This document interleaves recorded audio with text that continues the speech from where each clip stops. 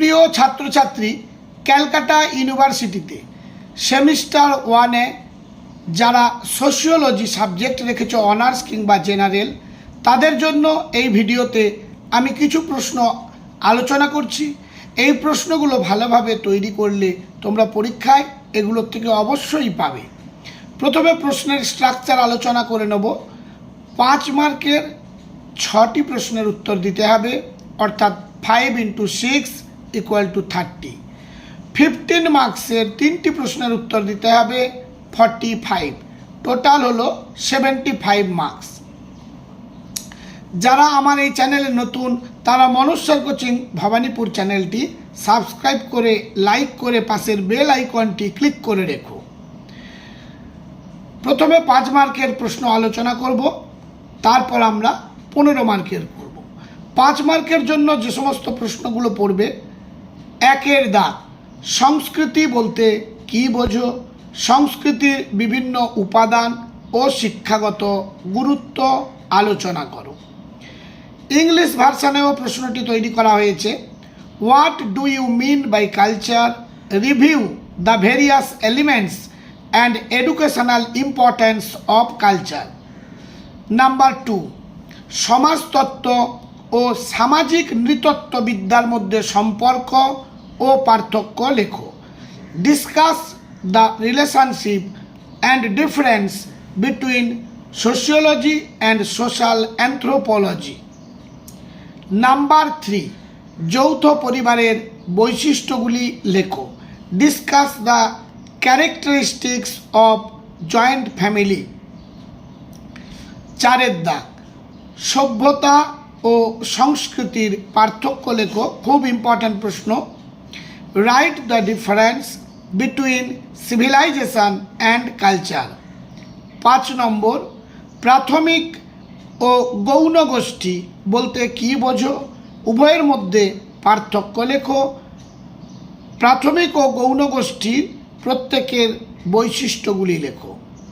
What is meant by primary and secondary groups? Write difference between them. Write the characteristics each of them. Number 6, ব্যক্তিত্ব বিকাশে সংস্কৃতির ভূমিকা লেখো।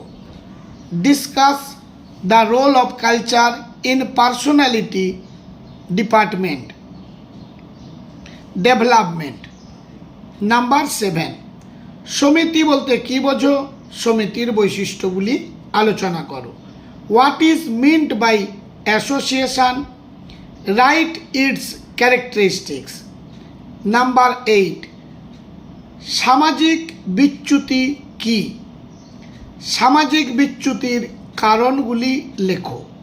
খুব important প্রশ্ন, ভালোভাবে দেখো, তৈরি করো, পরীক্ষায় অবশ্যই তোমরা পাবে। What is social deviance? Discuss the causes of social deviation. Number 9, সামাজিক পরিবর্তন কী? সামাজিক পরিবর্তনে প্রযুক্তির ভূমিকা লেখো। What is social change? Write the role of technology in social change. Number 10, সমাজতত্ত্বের পরিধি আলোচনা করো। Discuss the scope of sociology. এই গেল 5 মার্কের জন্য প্রশ্ন। এগুলো তোমরা তৈরি করো। আমি আশা রাখি এগুলোর মধ্যে তোমরা কমন পাবে। এটাই আমার লাস্ট মিনিট সাজেশান। 15 মার্কসের জন্য যে প্রশ্নগুলো তোমরা তৈরি করবে: 1 দাগ, সমাজতত্ত্ব একটি বিজ্ঞান পদবাচ্য, উত্তরের সপক্ষে যুক্তি দাও।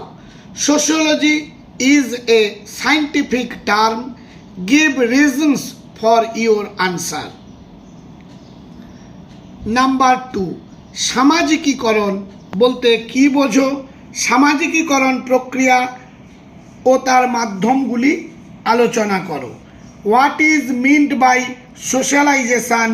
Discuss socialization process and its medium. Number 3, জনসম্প্রদায় কাকে বলে? জনসম্প্রদায়ের বৈশিষ্ট্যগুলি আলোচনা করো।